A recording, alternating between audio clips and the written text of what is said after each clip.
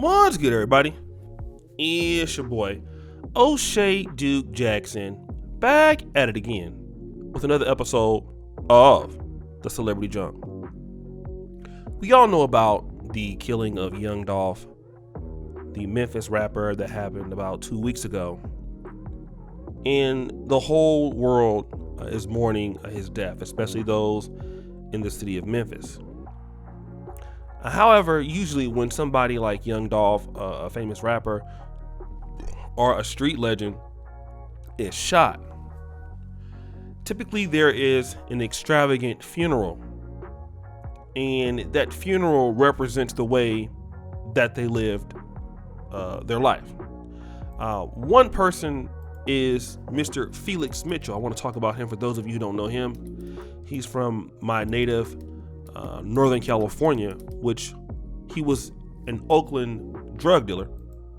He ended up going to prison and he was killed in Leavenworth. But the funeral of Felix Mitchell was as extravagant as he was, right? It was really a lot of stuff. You saw a whole bunch of Rolls Royces, and people were talking about that funeral for a long time, and it was really something to see. And hopefully we have it here in the background that you can see how the funeral was. It was just really extravagant, and back in the 80s, it was something to see. You had, horses and carriages, and, you had these young black men who were looking at, wow, like, we're going to be talking about this funeral for forever. This is, it's a drug dealer, and look at how he went out. Horses and carriages and stuff, carrying his body.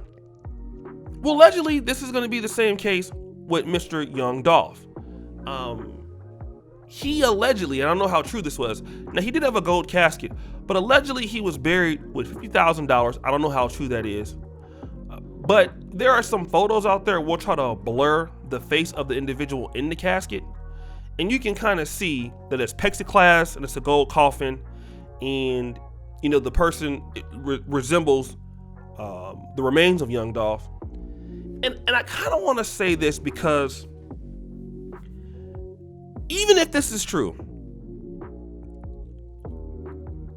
I think that it still sends a message that might be taken in the wrong fashion with certain people. And this is no disrespect to young Dolph or anyone like that.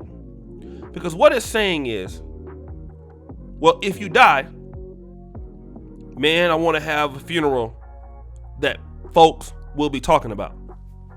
And if you think about a lot of these rappers, a lot of these guys in war zone places like Chicago, they've come to grips that they're not going to live long. Some of these guys are living just for an extravagant funeral.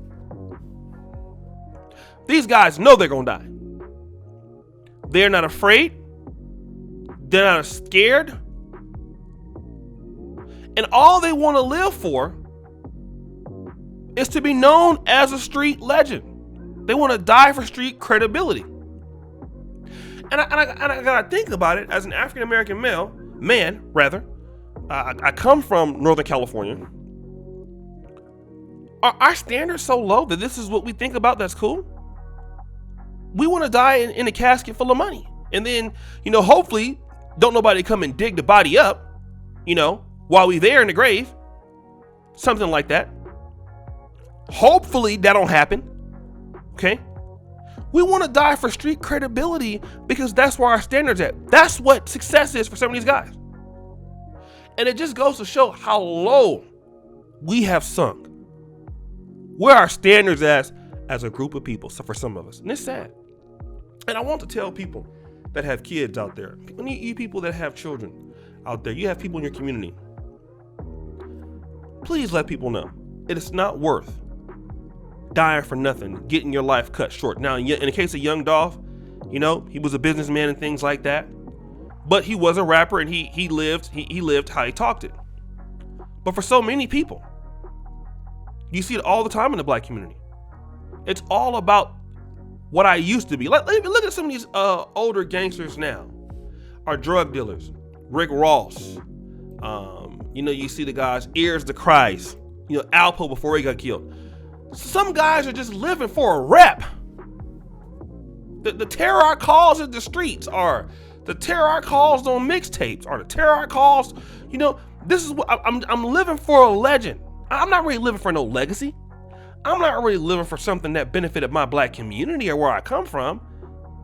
I can't say that about Dolph, because it seems like Dolph had his head on straight, although we might disagree, some of us, with the way he lived his life or what he rapped about. But most people are living for a legacy. A legacy that it don't get you nowhere.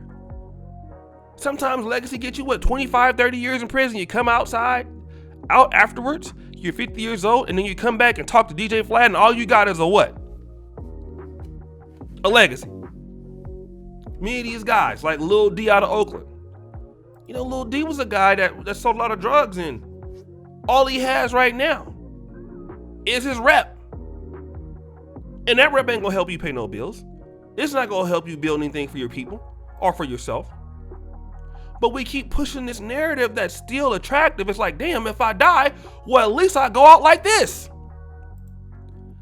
And it doesn't make any sense. And then you think about, like, if you're an African-American person, brother or sister, you come up from one of these places, Memphis, North Philly, Southside Chicago, Milwaukee. There's a brother that got killed out there recently. And it's like, how do you even get this over to people who grow up idolizing this? And for most blacks, I'm gonna tell you, you don't think that you can do that. You want to just get away from there, or you gonna be next. And it's unfortunate. A lot of these young men are talented, especially a lot of these young black men. They have skill sets, they have something, and it's a lack of opportunity and a lack of resources. And what I want to tell people is this, and this is why I had a lot of respect for Nipsey Hussle. In these places, wherever you see our people, black people at, if we do not give our people things to be better, they're gonna get it from these folks. Okay? And I want you guys to really understand that. They're gonna get it from them. Okay? They're gonna get it from them. They're gonna get it from these people, Pookies and Ray Rays. They're gonna get this idolization of, having money, having guns, having cars. That's gonna be their level of success. And by the way, if I die, I can go out soon. But the thing about it is, what if you don't die? What if you become 60, 65? You don't have nothing. People laughing at you. And now you're working as a greeter at Walmart. So you think about that? Some of y'all gonna live to get 70, 80. Not everybody gonna just get killed soon. Some of y'all might want to change your life, and by the time it be too late. For those of you who are living this kind of lifestyle right now, do your best to change as soon as you can.